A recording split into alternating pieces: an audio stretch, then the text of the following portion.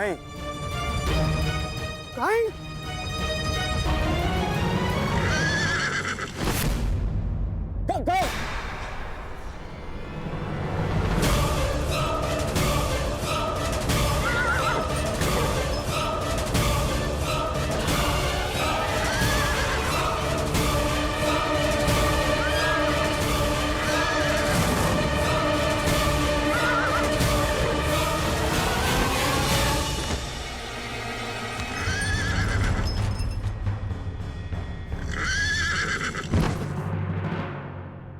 ये तुमने क्या किया मित्र? अब श्री बलराम का कोप सेना होगा हमें। अश्व को रोका गया है, आक्रमण!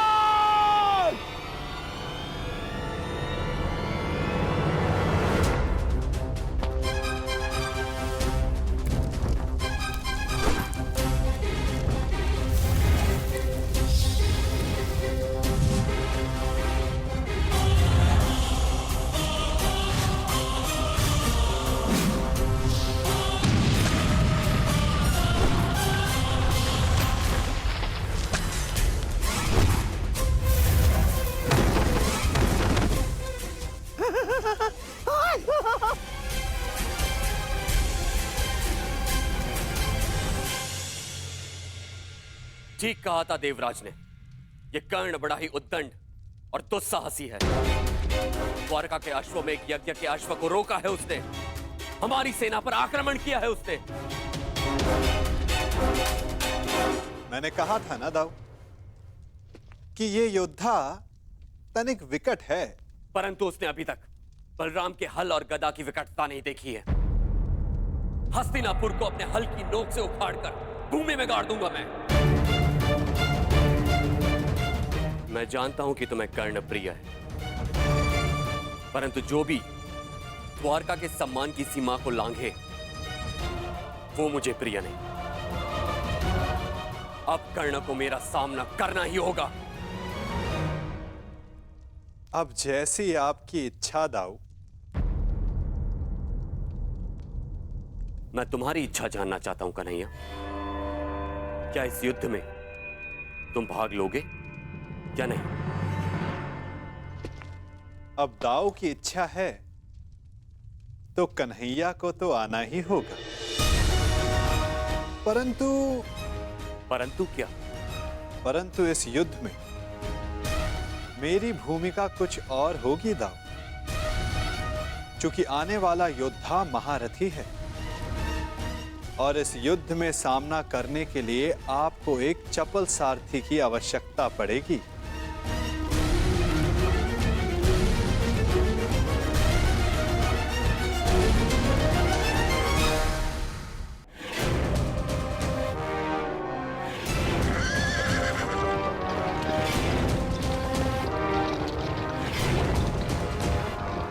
लो सम्राट, ये छलिया सारथी बनकर आया है, अर्थात शस्त्र नहीं उठाएगा। विजय निश्चित है सम्राट, विजय निश्चित है हमारी।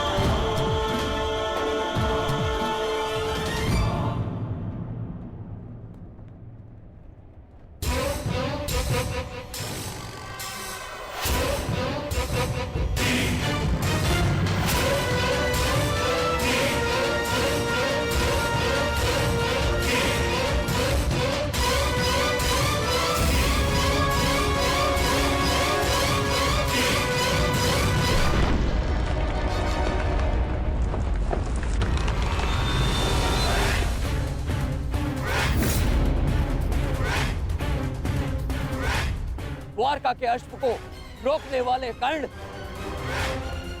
तेरा सामना बलराम से है। अपने प्रियजनों का स्मरण कर ले, क्योंकि तेरा स्वागत स्वयं यमराज करने वाले हैं। शत्रु ने ललकारा है। अंगराज उत्तर दो।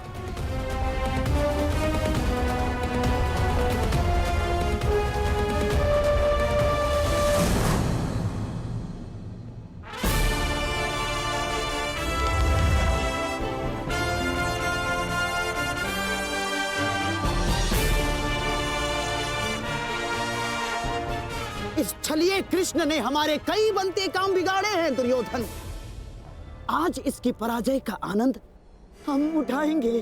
द्वारका का पतन होगा।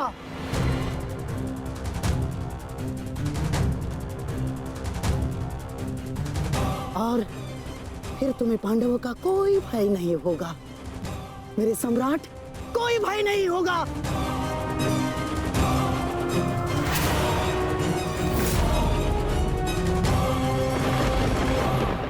संधान करो कर्ण।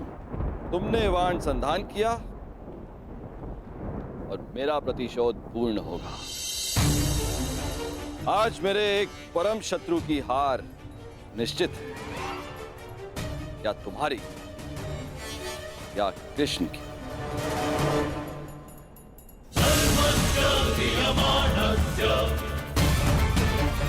चला बाण चला कर्ण।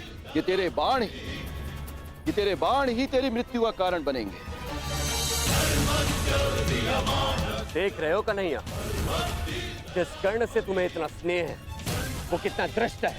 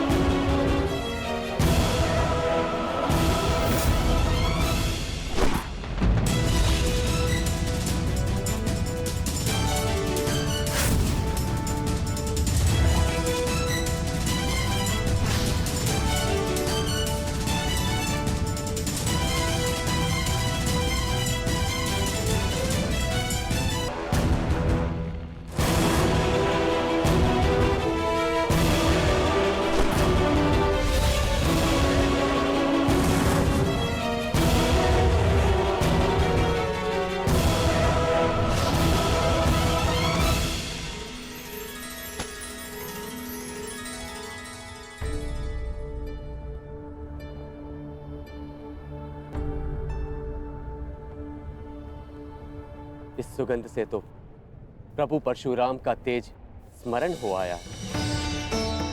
ये कैसा प्रहार है? प्रहार नहीं, आभार है दाऊ।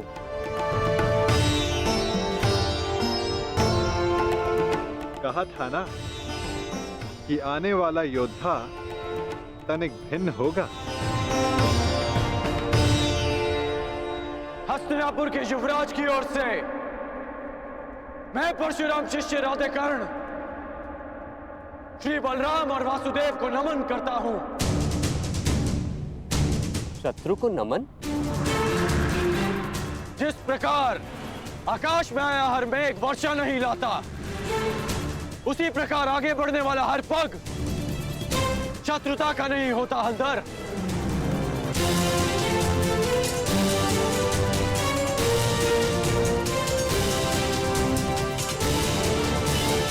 हस्तिनापुर की मित्रता स्वीकार करें। शत्रुता का विकल्प तुमने ही चुना था कर्ण। जब मित्रता ही करनी थी तो अश्वमेघ यज्ञ का अश्व रोका क्यों? ताकि यज्ञ पूर्ण करने की आपकी मंशा और आपके वीरों का परिश्रम व्यर्थ ना जाए।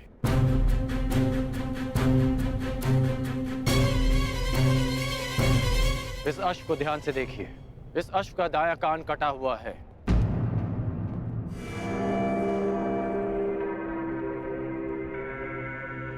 अर्थात इसका अंग भंग है और नीति अनुसार अंग भंगित अश्व के साथ किया गया यज्ञ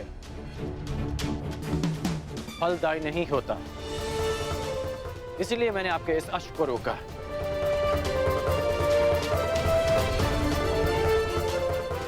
हलधर, मैं स्वयं आपको समझाना चाहता था, परंतु उससे पूर्व आपके वीरों ने मुझ पर आक्रमण कर दिया और कदाचित मुझे उसका उत्तर देना पड़ा। परंतु आपने स्वयं देखा होगा कि मैंने उन्हें केवल निशस्त्र किया, उनके प्राण नहीं लिए। तो तुमने मेरी सहायता करने के लिए अश्व रोका। अद्भुत, हम प्रसन्न हुए।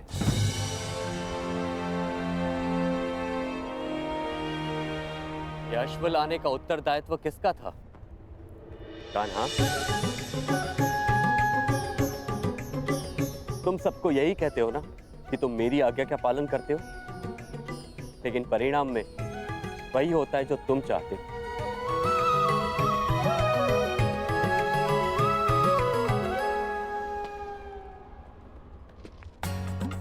अब क्या करूं दाऊ, मेरा भाग्य ही ऐसा है। भाग्य नहीं, धूर्तता है तुम्हारी।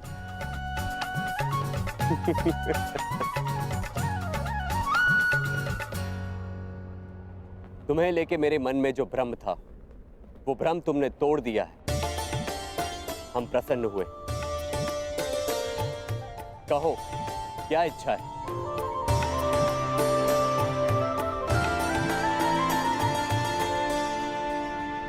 आपसे मित्रता की इच्छा है हलधर।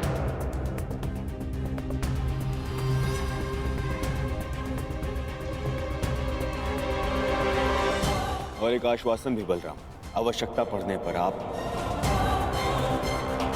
और आपकी सेना हस्तिनापुर की सहायता अवश्य करेंगे।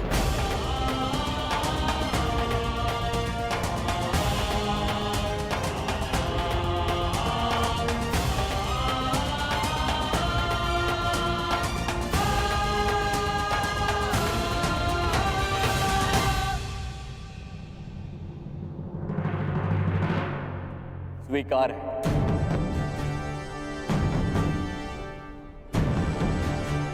परंतु मैंने तुमसे कुछ मांगने को कहा था कर्ण। इस समय मेरा लक्ष्य युवराज दुर्योधन को सर्वशक्तिशाली बना देना है।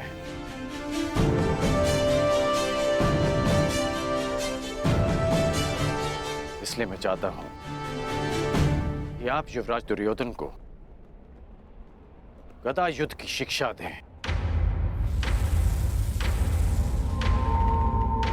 और इन्हें संसार का सर्वश्रेष्ठ गदाधारी बना दें।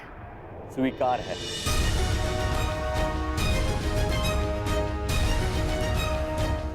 आओ, द्वारका का आतिथ्य ग्रहण करो।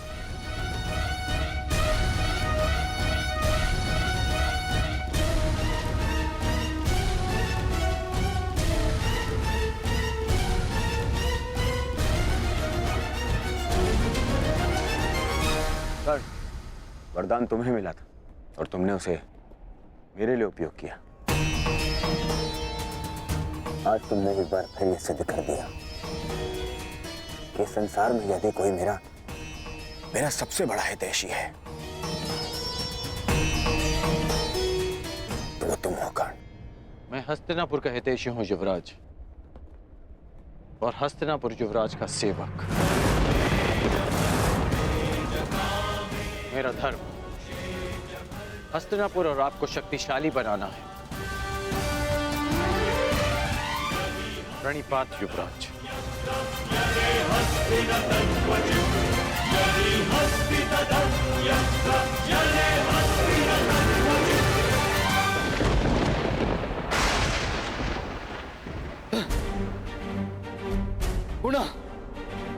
पुनः मेरे प्रयास आज सफल हुए। मेरे इतने कठोर परिश्रम के बाद भी उस कर्ण को द्वारका का समर्थन मिल ही गया। उस कर्ण की दिग्विजय पूर्ण हुई।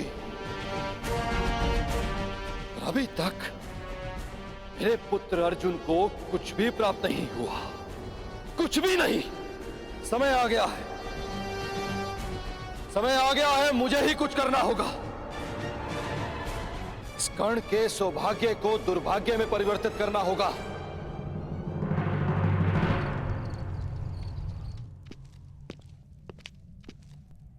दिग्विजय पूर्ण हुई कर्ण।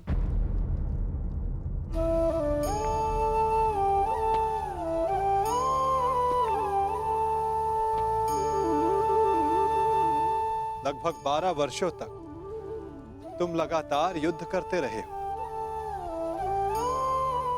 निश्चित रूप से थकान अनुभव हो रही होगी। विश्राम नहीं करोगे? मित्रा के लिए शरीर की थकान से अधिक मन की शांति होती है केशव। मेरा मन अशांत है। एक परिवर्तन का स्वप्न लेकर मैंने अपना जीवन प्रारंभ किया था। तू स्वयं ही परिवर्तित हो गया केशव।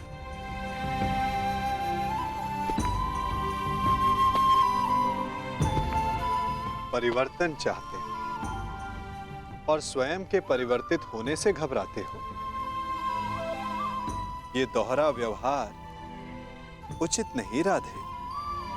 मैं ऐसा परिवर्तन नहीं चाहता था केशव। मैंने सदा स्वतंत्रता की कामना की थी और आज स्वयं मैं हस्तिनापुर का दास बन गया। मैंने तो कितनी बार तुमसे ये बंधन तोड़ देने का आग्रह किया अंगराज, तुमने ही नहीं स्वीकारा। जानते हो मन में संतोष क्यों नहीं है? क्योंकि लक्ष्य शुद्ध होने के साथ साथ साधन और सहायक भी शुद्ध होने चाहिए। और तुम ये भली भांति जानते हो कि तुम्हारे सहायक कैसे हैं।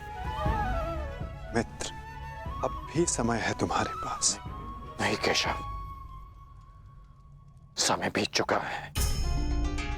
मैं अपना वचन नहीं तोड़ सकता। मैं आपसे पूछता हूं, आपने भी तो कई वचन दिए होंगे। क्या आप अपने वचन तोड़ सकते हैं?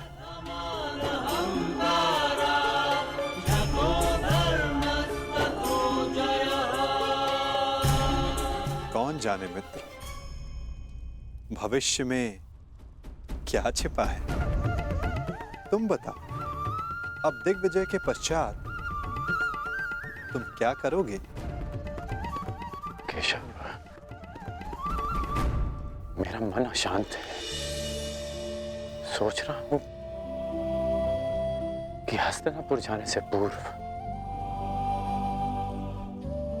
गुरु परशुराम के दर्शन करा।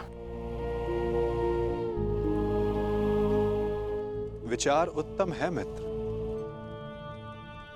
परंतु स्मरण रखना, कभी कभी अकेला यात्री मार्ग में भ्रम के जाल में फंस जाता है। प्रयास करना कि भ्रम के जाल में ना उलझ जाओ। केशव, जिस परिस्थिति में मैं हूं, कोई भ्रम मुझे क्या सताएगा?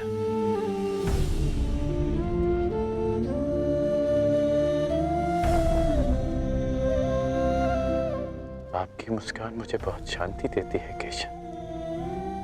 आज्ञा दीजिए।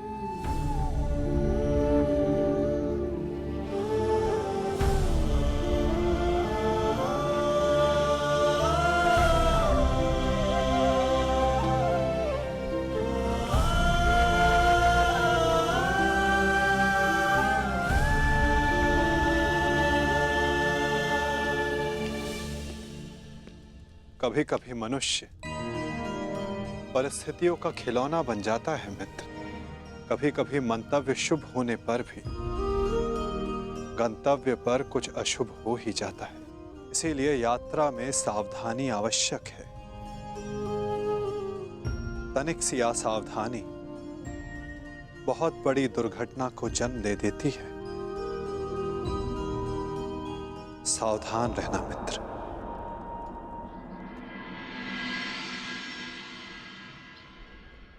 अपने गुरु से भेंट करने से मैं तुम्हें रोक नहीं सकता मित्र।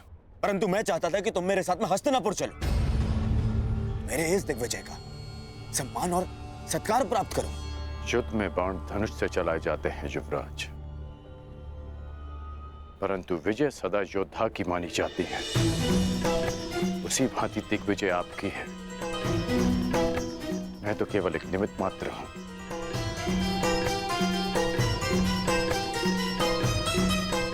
आज्ञा दें।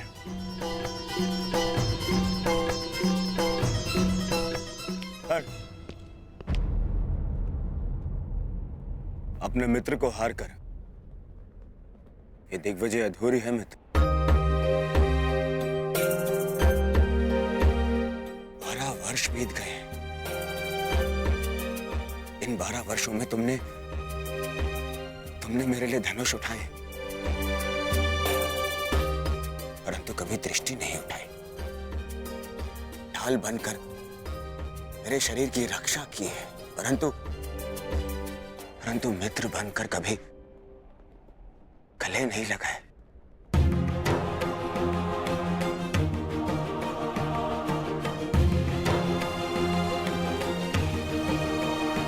मुझे तो यह समझ में नहीं आता कि वनवास उन पांडवों का था या मेरा। बस मित्र, अब तो क्षमा कर दो मुझे। एक दिग्विजेता को अपने सेवक से क्षमा मांगना शोभा नहीं देता युवराज।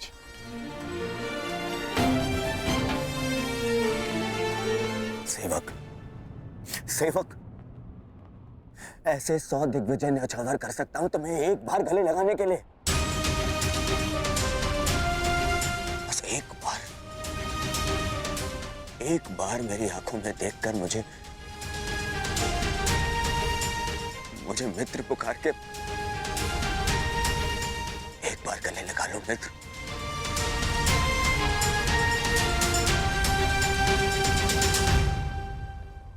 कदाचित एक बार उस मित्र की पुकार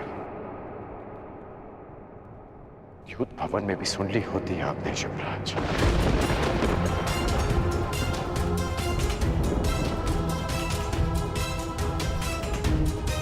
अब जो आपके सामने खड़ा है वो आपका और हस्तिनापुर का सेवक अंगराज कर्ण है, आपका मित्र राधे कर्ण। द्रौपदी के अपमान की ज्वाला में भस्म हो चुका है।